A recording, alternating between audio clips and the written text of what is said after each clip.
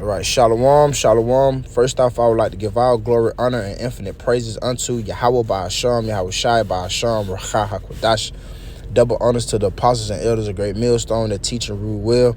Peace, love, salutations to the hopeful elect. All right, I'm the brother Hamayan from the Great Millstone, Columbus, Georgia camp. And Nabaradazai, this be an edifying lesson. I'm going to get right into it. I got this definition of the word purge. Purge. It says rid someone or something of an unwanted quality, condition, or feeling.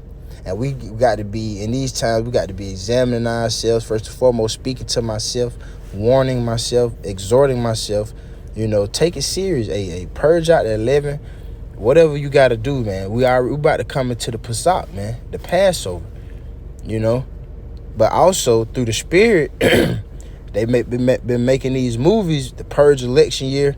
And you see it down here where it says abrupt or violent removal of a group of people, man. People are about to be going nuts out here, man. But guess what? Through the spirit and power of Yahweh Shema Shai, put it on the spirit of the elder beloved apostle Tahar. They coined this year the hopeful year of Jacob's trouble. And guess what? How ironic is this? Yesterday we was at camp. And after camp, we was building, and brothers, the second command, the beloved brother Marco War, saw this. He noticed this, and I took a picture of it. We was walking. He was like, "Oh man, look at this," and I was like, "Wow!" It says "Purge Nation." The Lord sending us signs. He letting you know what's coming, man. Are you taking heed to the Spirit? The Spirit is speaking loud and clear all over, man. The Spirit is speaking, man. It's time to get it together. It really been time. But the Lord is so merciful, also long-suffering. And he's a power to be greatly feared, man. The brother noticed this, and I said, I got to make a lesson about this, man. I'm going to jump in 2nd Esdras 15, and I'm going to start at verse 14. Woe to the world and them that dwell therein. Woe mean what? Great misery. Let's see what woe mean. Let's see what Google says. Let's see. Woe. Definition of woe. Wow. Woe. Great sorrow or distress. Misery.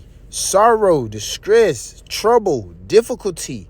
Wow, man. Destruction, death, a time of war, the Lord's anger. It says, for the sword of their destruction draweth nigh, and one people shall stand up to fight against another, and swords in their hands. There will be class wars, race wars, man. There will be wars, Are you taking this serious, man? For there shall be sedition among men, and evading one another.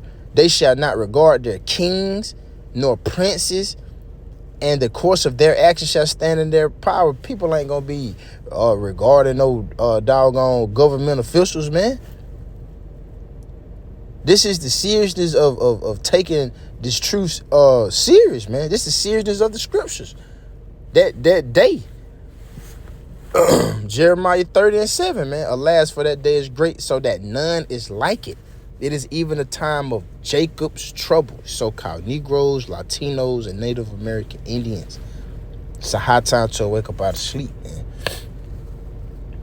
A man shall desire to go into a city and shall not be able. It's going to be barricaded, unless you got that C-hip, It's going, you ain't going to be able to go 10, 15 minutes away. Martial law, warlike order, military police in the streets, man. Esau coming out with great wrath, man. Are you really, looking yourself in the mirror and understanding what you're a part of, man?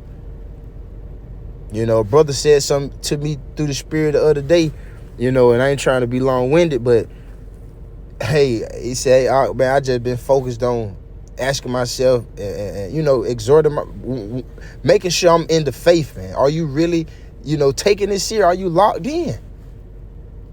Are you locked in, man? 2nd Esdras 15:18.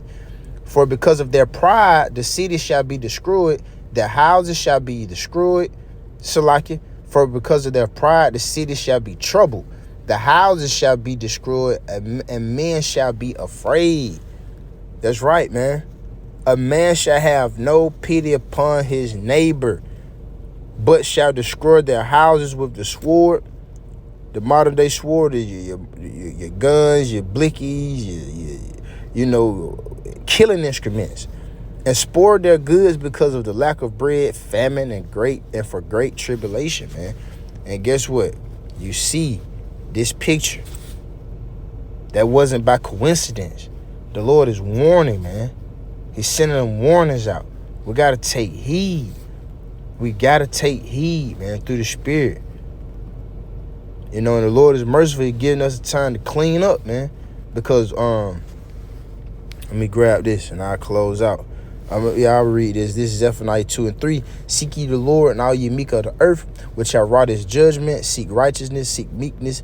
It may be ye shall be hid in the day of the Lord's anger, man. And we want to, man. Because if you're not, if you fall out of this truth, you moving wrong, you ain't being sincere, and guess what? You won't be defended in that day. That's if the Lord don't put you to death right now, but you won't be defended in that day. We have to take this serious, and I'm speaking from a young babe, man, a novice. I know I have a lot of work to do, a lot of growing to do, but I fear Yahweh Hashem Yahweh Shai, because I personally know the Lord will judge you. And I don't want to go into too much details about that. That ain't why I made this lesson. But through the Spirit, man, we got to fear Yahweh Hashem Yahweh Shai, man. We got to listen to the Spirit, man. Man up. Grow. Every year, we supposed to be growing. Listening. Taking it serious. Revelation chapter 7. And I'm going to start at verse 2. It says, I saw another angel ascending from the east, having the seal of the living power, and he cried with a loud voice unto the four angels, to whom it was given to hurt the earth and the sea, saying, hurt not the earth, neither the sea, nor the trees, and this time about people, till we have sealed the servants of our God in their foreheads, man. Hurt not the earth, because if you ain't a part of that remnant, man, once the elect get sealed up, all hell gonna break loose. Nothing but destruction is coming, man. And the end all be all is the 200 million warheads coming out of those ICBMs. And I end the lesson off with Ezekiel 9. Ezekiel 9 chapter 4. And the Lord Yahweh said unto him, go through the midst of the city and through the midst of Jerusalem. There's a people before there's a place. And set a mark upon the foreheads, and let's get that mark. That mark goes into Thawah. That mark goes into Thawah.